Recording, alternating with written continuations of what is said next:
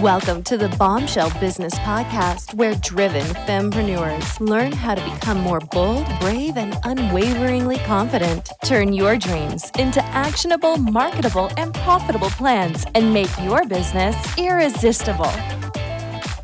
Hey there, Bombshell. Welcome to the Bombshell Business Podcast. I am your host, Amber Hurdle, and today we are on episode number 13, How to Increase Your Employee Engagement and Win at Business. Who wants to sign up for that? Raise your hands. Put your hands in the air.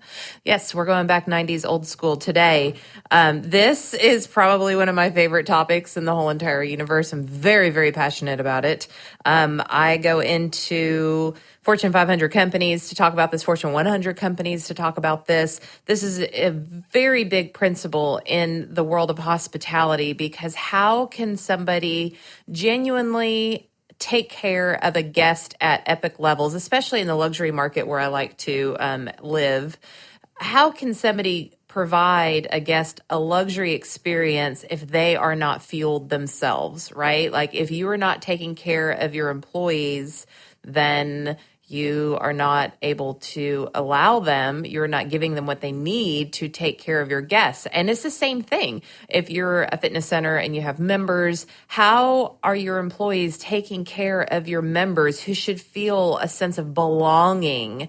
If you are not giving them a sense of belonging, you have to teach them how to do that. You have to model that for them and show it to them.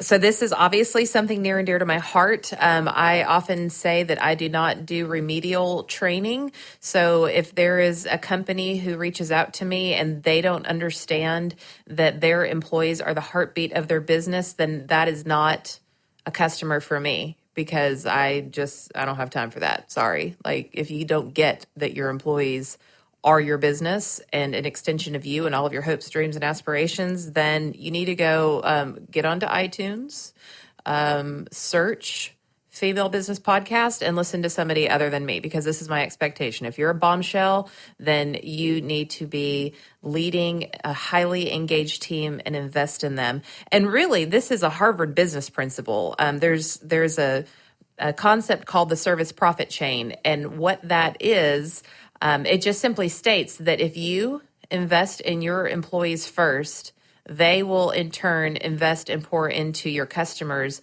and then your customers will become more loyal and they will spend more money with you, which then gives you more money that you then can pour into your employees. And you can see that service profit chain just keeps cycling around and around. So you will see that a lot in hospitality. I know that's a big Gaylord hotels. They wave that flag very, very high. And I know Holiday Inn does as well. And just to name a few out there, to recognize for that amazing investment that they're making into their employees. But before we get into that, I always love to give shout outs to anybody who's listening. I thank you so much. I mean, this is I'm sitting here in my office with my microphone. And so when you do reach out to me and you tell me what's happening when you listen to this podcast, that makes me want to keep recording and keep doing this, because I know that it's getting somewhere and I want to help you. And so for you to reach out to me and take the time to tell me this, shame on me if I don't recognize you for that. So I obviously can't read out every email, every Facebook message, every tweet that I get, but one or two each time. I hope the rest of you will indulge me so that I can thank these people for the constant encouragement and the feedback. So I'm giving a shout out to Tamra today. She said, "You truly struck a nerve today about mistakes and moving forward. I needed that today. I have weathered many storms, but have become stagnant in fulfilling my own dreams and goals. It was the charge that I needed. Thank you. You are truly a godsend."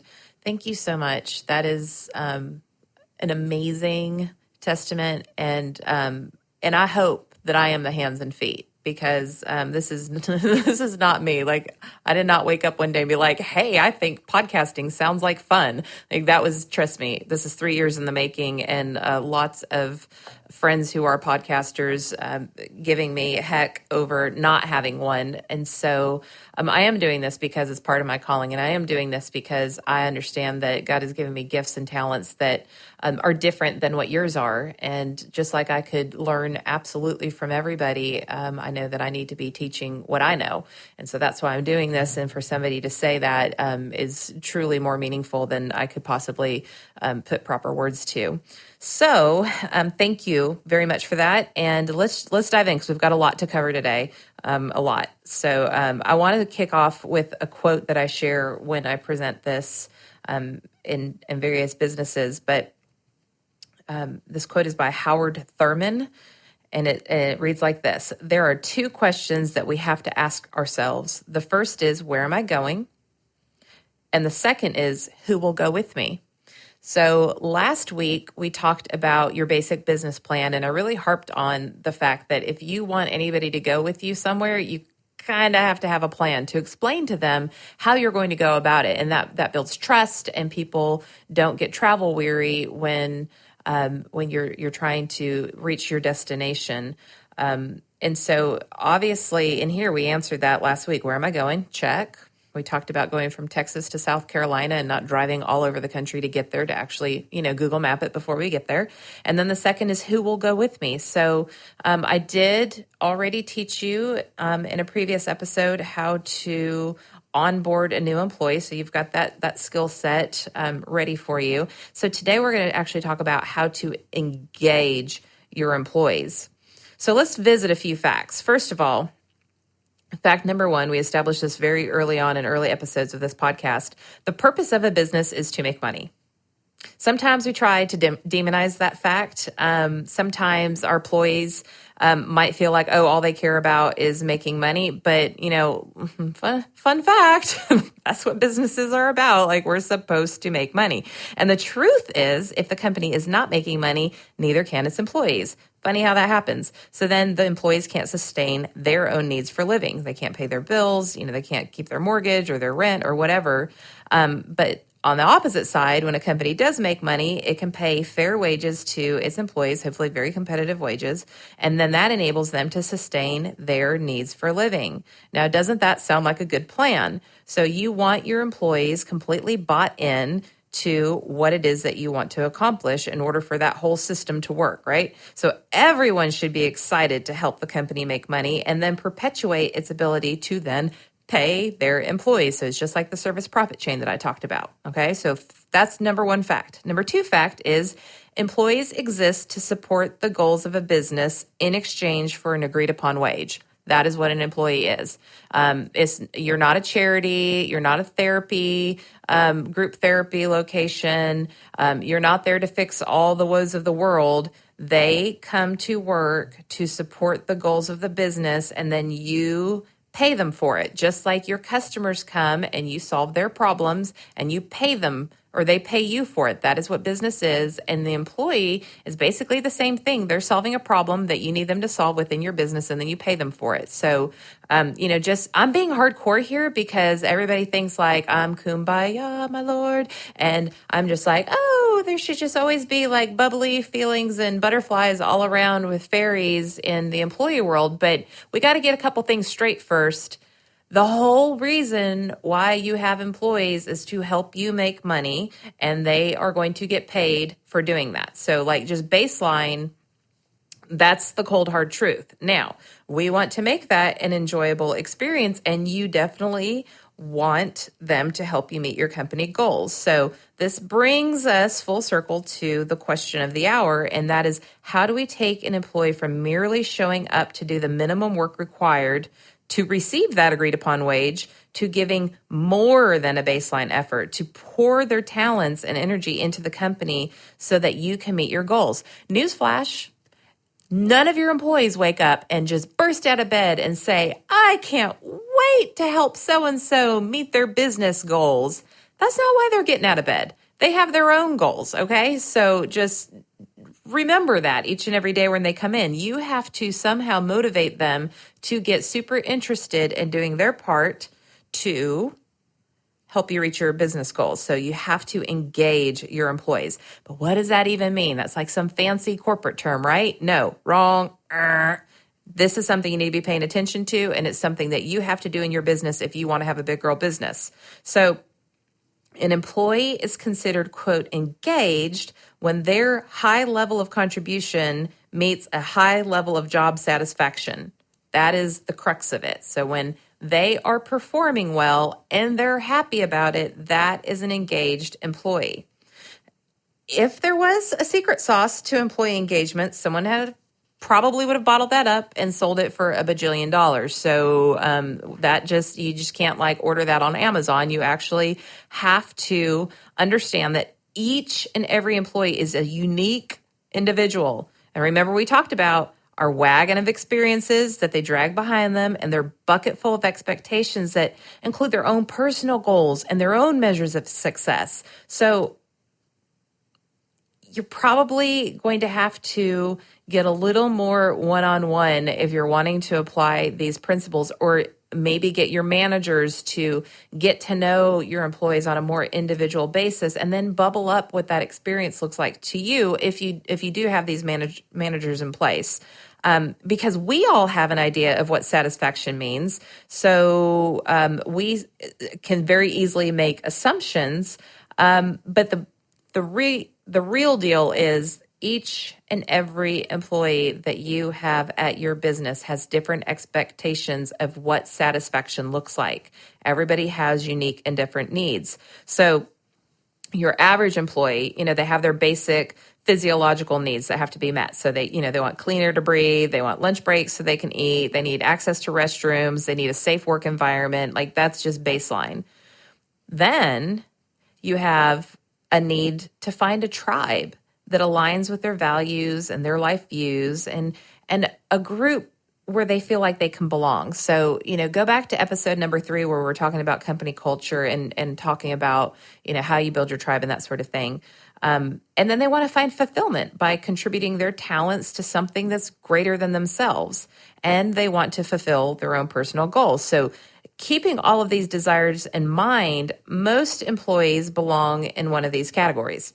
And I'm going to move through these really super quick. If you want me to dive into this, then, you're going to have to call a sister and I will come out and I can, fly in and help you. But we're going to move real fast today. So I have given names to the various type of employees because, that's just who I am and I like to create characters. So first is the engage. Their high level of contribution meets their level of satisfaction. Obviously, you want to invest in these employees because they're going to keep contributing and they're already in a good place. Then you have the disengage. So these employees are not satisfied. They're not contributing at a high level and they are toxic. You know who these people are. These are the people that you've let go or you just hope that they would leave. And so they're toxic to everybody around him or her. And they just suck people into their low productivity vortex or their vortex of negativity. And these are the employees who will either leave on their own or, as I always like to say, you should help them find another opportunity or move on to a different opportunity. Okay, so the disengaged, that's trouble. Then you have the email rock stars. So these employees have a high level of contribution, but it doesn't necessarily mean that they have a high level of satisfaction. So this condition is not sustainable. These employees, they don't feel challenged, or maybe their personal goals are not aligned with the company goals, and they really are at a critical point for turnover because they're high achievers. But what's worse is they might simply decide to stay, but then greatly decrease their productivity and kind of like join the disengaged in their vortex of low productivity and their vortex of negativity. But either way, the company is losing productivity that was once supporting its goals and now it's not. So think about like who in your salon or who in your spa or who in your gym, like is just, I say the emo rock star because it's just like, oh, what was me? I'm such an artist, and my talents aren't being utilized. Like, just think of that person, kind of like the Cure type, black hair, lots of mascara, just lamenting. And so then they just get discouraged and then they quit contributing. And so that's a very real thing for your company to have to contend with, right? And then that negativity sometimes goes into your customers' world, and then we're in a lot of trouble. Then you have your cruise controllers. So the majority of your team probably falls into this category if I had to guess. They're pretty good at performing, but they would absolutely jump ship if a better opportunity came along, and they're just not fully engaged. So you can't neglect this group in the name of trying to save your emo rock stars and the disengaged, or you may have a slow leak that just keeps that turnover. When you think like, oh gosh, why can't we keep somebody? Well, it's because they got a better offer. Like, they're just like, this is good enough, but I'm not really into it. And so, each of these groups have to be addressed. You have to figure out what to do with them. So what tactics can you use? Number one is communication. So you're not just managing processes in your business, and I think you know that, especially in a small business where it's more mom and pop, it's more relational, it's more, it's not like the man is driving things, whoever the man is. It's not that you're bubbling things up through corporate. It is truly a business of people. So if you are interested in truly leading these people, then you have to become the leader of your tribe, and you should always be looking for ways to build that feeling of connection.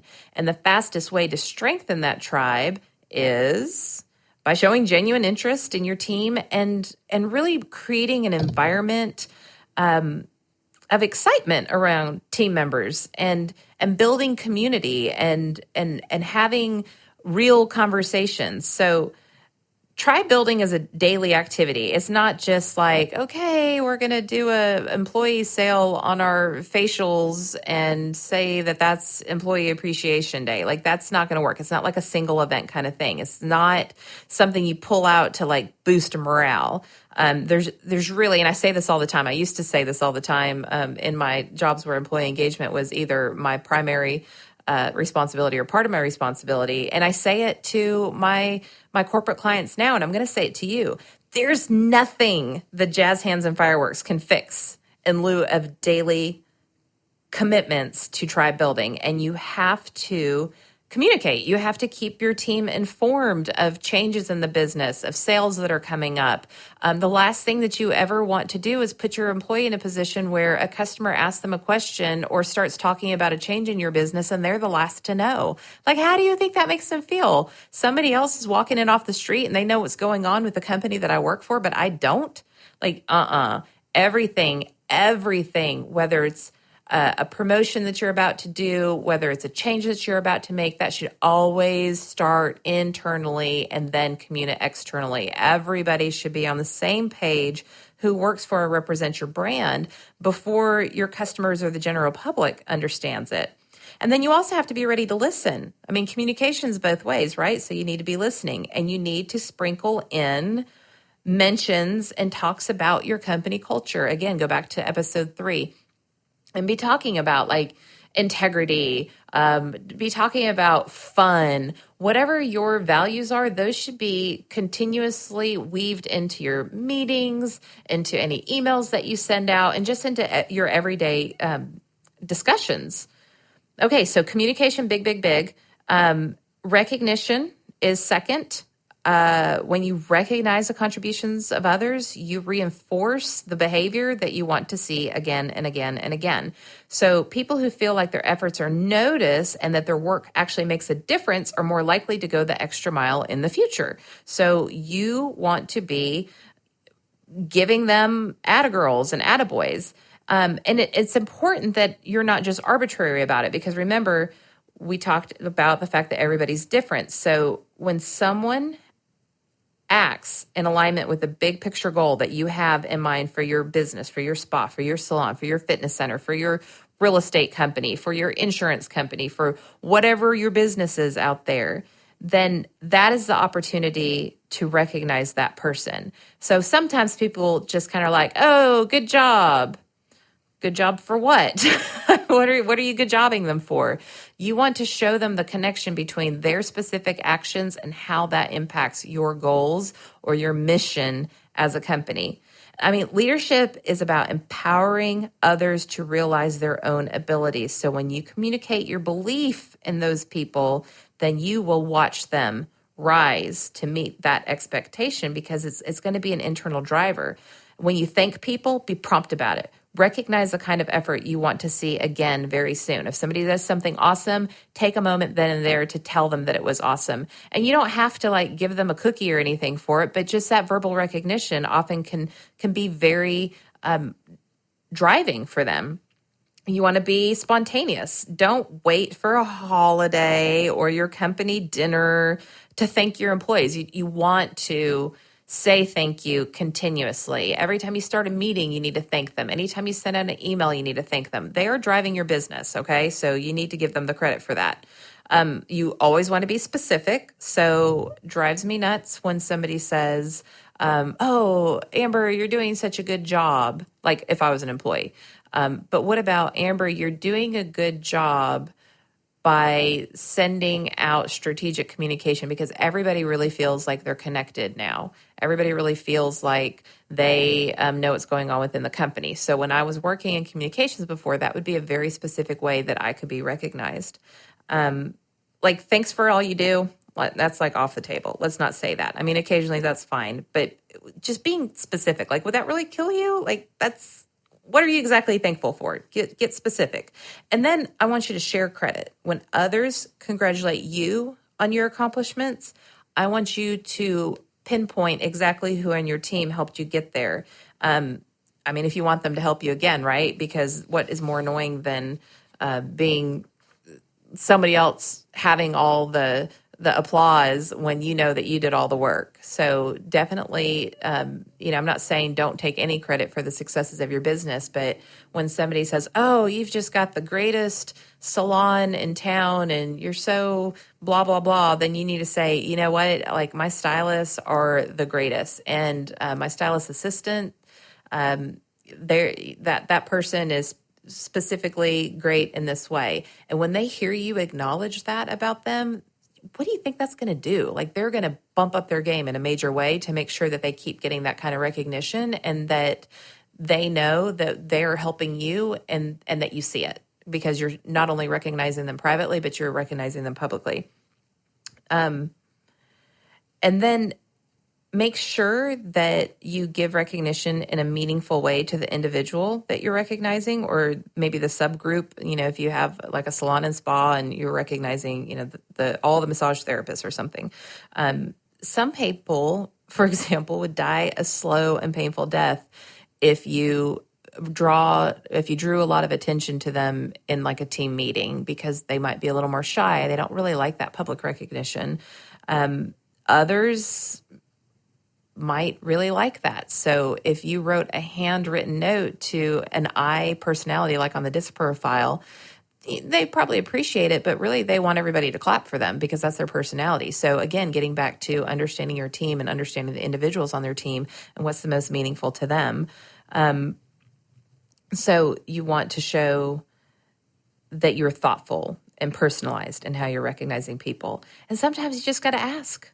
I mean, this is something that's great with new employees is have them fill out a recognition type survey or cheat sheet, so you always know how you can recognize them in a way that's meaningful to them. So go back to how to onboard an employee, that episode, and I'll link to that in the show notes as well. And that sets you up for success automatically. Of course, the next way that you can engage your employees is through professional development. So many times we think, oh, well, they just want to get paid more money. Not necessarily. Sometimes they just want more experience. Sometimes you could pay them the same amount of money and ask them to do more, and they're thrilled about it. I know I was as I was moving through my career, because that gave me more experience and it put me in a position to grow either within the company or to move on to another opportunity and be able to say that I had that experience, which also isn't a bad thing. Sometimes if you've hit the cap of where somebody can grow in your company, then let them go. Let the birdie fly out of the nest. It's an okay thing. And, sometimes they can come back to you, and other times you just need to know that you did all the things to make that person be a success in their career. And that hopefully is fulfilling in and of itself. So with development, you can give them, like I said, additional responsibility. Some may say, like the less engaged may say, no good deed goes unpunished. But when they get more work for great work, that actually can be a good thing. So true rock stars, they want to learn and they want to take on more challenging assignments. So whether you're trying to set them up for more responsibility, like in a higher role, or you're just wanting to see how far you can stretch them and maybe prove themselves before you give them a raise, this is a great way to create loyalty, because they're going to be like, yeah, I'm trusted to do this, this, and this. I got hired to do this, but now I get to help with X, Y, Z. So those who are challenged and set up for success with the right tools and resources, don't fail them there. Those people are going to feel empowered and ready to take on the world. So don't forget who those rock stars are. Don't forget that if there's something that's bubbling over on your plate, that you could probably hand that off to somebody, even if it's not somebody that is remotely close to your level. Like if they're not a direct report to you, maybe it's your front desk person. Maybe you can hand over some responsibilities in social media to them. I'm not sure what that looks like for your specific business, but think outside of the box. Crawl outside of that stupid box and think about how you can start distributing and delegating some of the things that are burdensome to you to other people that might get excited that you're trusting them to help in that area.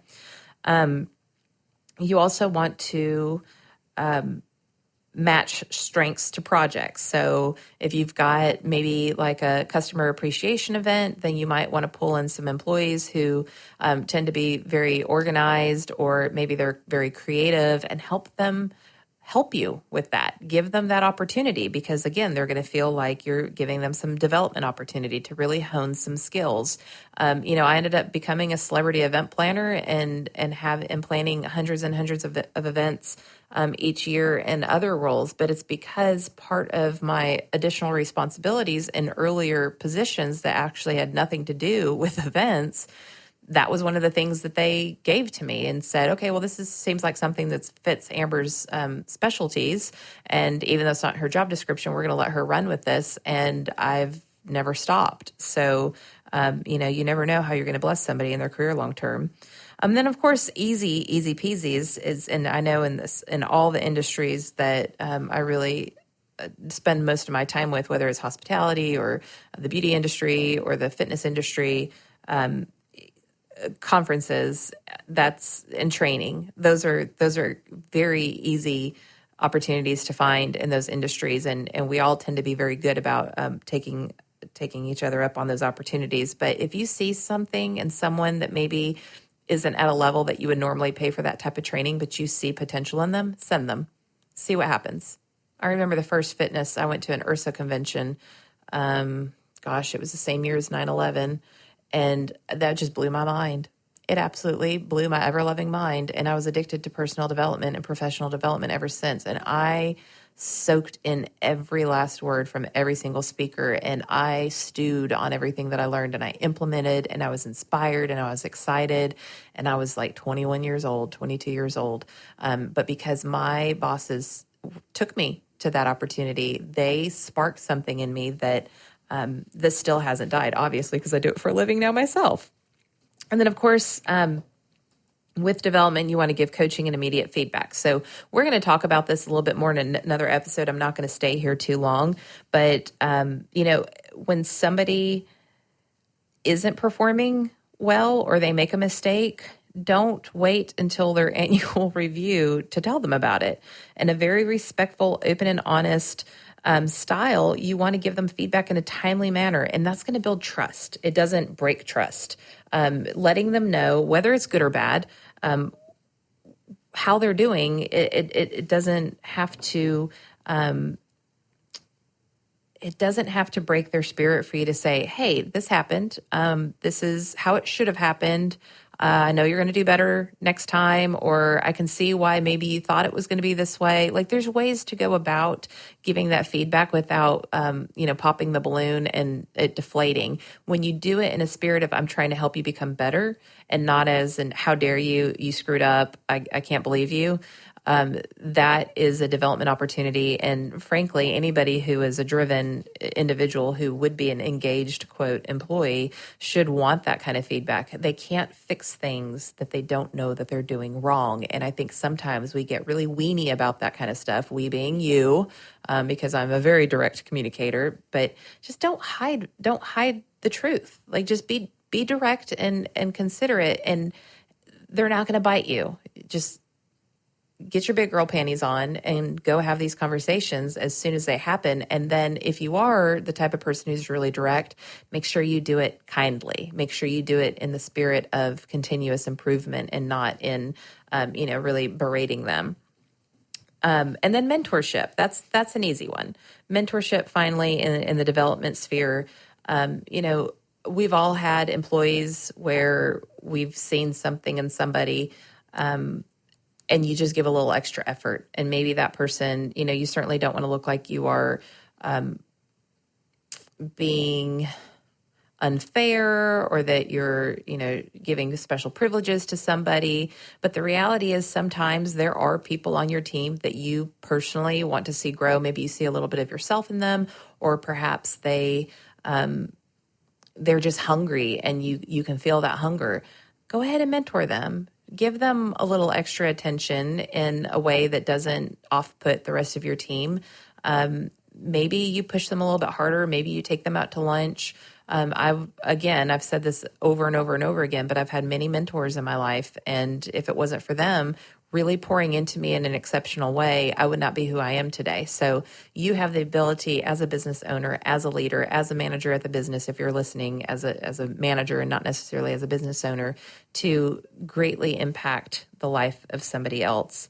So we are skimming the surface on employee engagement, but I hope that you did get some ideas and some interests that sparked in this discussion. Be sure to go to the episode show notes. It's Amber Hurdle /podcasts with an S. This is episode number 13. Any of the links and resources will be listed there. And, absolutely, this is my mojo. This is my jam. So I would be happy to come and consult with you on this very specific topic.